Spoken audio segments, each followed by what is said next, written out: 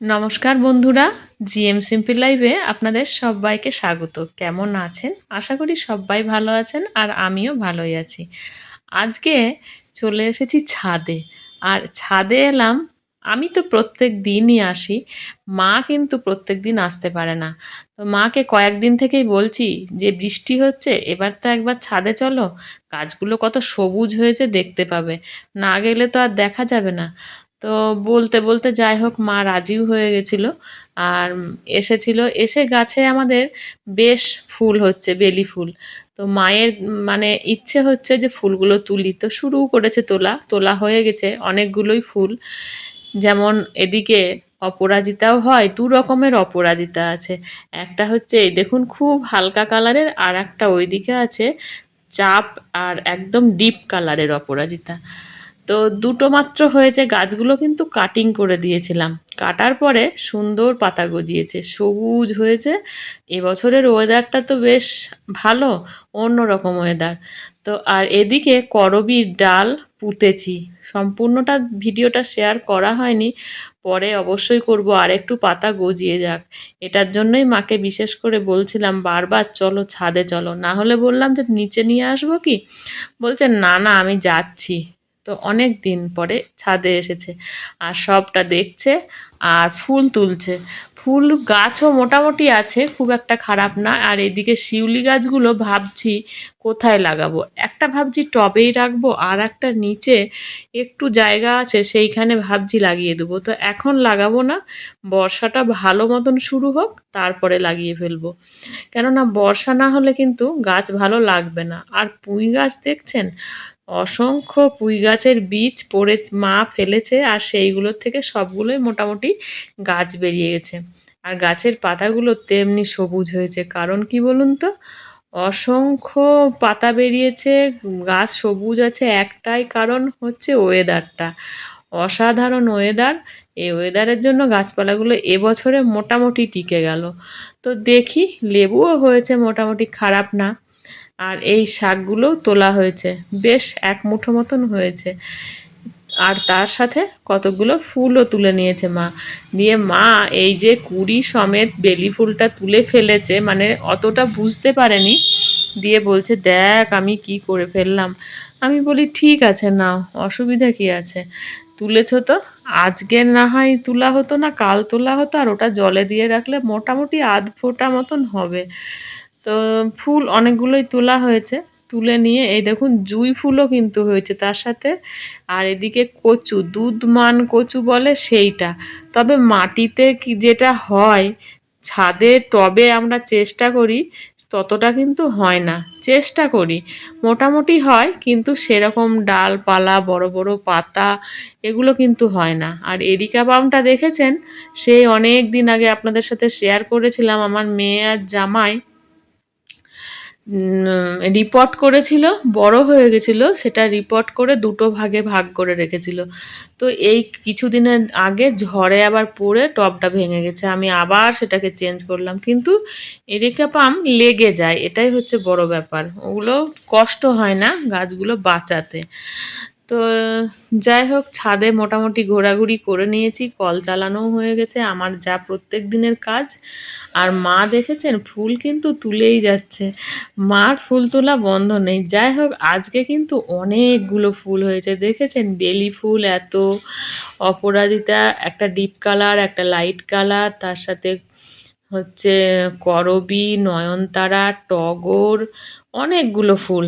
আর এরকম যদি ফুল পেতে থাকি না, তাহলে বেশ ভালোই লাগে। আর আমার ঠাকুরকে এই ছাদের ফুলেই যথেষ্ট হয়ে যায়, তবুও নিচে যেমন আছে শাশুড়ি মায়ের টগর আর করবী, ওখানে এখন প্রত্যেক দিনই নামি, এক মুঠো করে ফুল আনি আর ঠাকুরকে দেওয়া হয়, ভালোও লাগে। গ্রীষ্মকালে অবশ্য ফুলটা ভালোই দিচ্ছে। তো ফুল টুল নিয়ে এরপরে স্নান করে চলে এসেছি ঠাকুরের কাছে। পরিপাটি করে ঠাকুর পুজো করতে খুব ভালো লাগে, আর মনটাও ভালো হয়ে যায়। অন্য কিছু কাজ করি যতই না কেন, কিন্তু পুজো করা, যে পরিপাটি করে মোছা পরিষ্কার করা, তারপরে ঠাকুরকে ফুল মিষ্টি জল যা যতটুকু আমার মানে থাকে ঘরে বা আনি কোনো কোনো দিন। তারা যেদিন না থাকে সেদিন হয়তো একটু দোকানে গিয়ে ফল মিষ্টির জোগাড় করি। আর যেদিন পারি না ঘরে বাতাসা থাকে, মাকে ইদানিং বলেছি যে মা ওই নকুলদানা মিচড়ি এগুলো সবসময় দিতে ইচ্ছে করে না, এবার থেকে ভাবছি বেশি করে বাতাসা এনে রাখবো, ঠাকুরকে বাতাসা দেব। বাতাসাটা দিতে ভালো ঠাকুরকে, একটু তো তবু মনে হয় কিছু দিলাম। আর ওই নকুলদানা আর ওই বিঞ্চটি সবসময় রোজ রোজ দেখবেন ভালোও লাগে না, মিলিয়ে মিশিয়ে দেয়া হয়। যেদিন বাড়িতে ফল থাকে সেদিন ফল দিই, আর মিষ্টি আনা থাকলে মিষ্টি তো গোপুসোনার জন্য আমরা এনেই থাকি। তো গোপুসোনাকে মিষ্টি দেওয়ার জন্য আনা থাকে। সন্ধেবেলায় তো গোপুসোনাকে কিছু দিতে হবে, তো বেশিরভাগ দিন লাড্ডু বা সন্দেশ বা কলাকাঁদ এইসব আনা থাকে, কিন্তু এই টাইমের জন্য একটু যেন কম হয়ে যায়। তো যতটুকু থাকে ততটুকু দিয়েই সেরে নেবার চেষ্টা করি। আর এইভাবে পরিপাটি করে পুজো করতে না খুব ভালো লাগে বন্ধুরা। আগে অতটা পুজো পুজো নেশাটা ছিল না, জানি না আস্তে আস্তে কেমন যেন নেশায় পরিণত হয়ে গেছে। ভালোও লাগে সকালবেলায় স্নান করে যদি ঠাকুরকে একটু ফুল দিতে না পারি, তাহলে যেন মনে হয় কি যেন একটা হয়নি, কিছু একটা বাকি থেকে গেল। তবে মায়েরও সেই রকম ব্যাপার আছে। মাকে বলি যে আমি ফুল রেখে এসেছি, কোনো কোনো দিন গুছিয়ে দিয়ে চলে যাই, আবার কোনো দিন পুজো করেও যাই। তো মাকে বলি মা ফুল রাখা আছে, তুমি স্নান করে তো প্রণাম করতে যাবে, তখন তোমার যা মানে ঠাকুরকে দেয়া থোয়া করতেই পারো, অসুবিধার কিছু নেই। তো দুজনে মিলেই পুজো করি, মানে ইচ্ছেটা তো থাকছে বলুন, আমার যদি ইচ্ছে করে মায়ের কেন করবে না। তো এই দেখুন জবা হয়েছে, সেটা আপনাদেরকে দেখানো হয়নি। অনেক ফুল ফুটছে, তবে আমার ইচ্ছা আছে একটু লাল জবা করার, দেখি লাল জবাটা কতদিনে করতে পারি।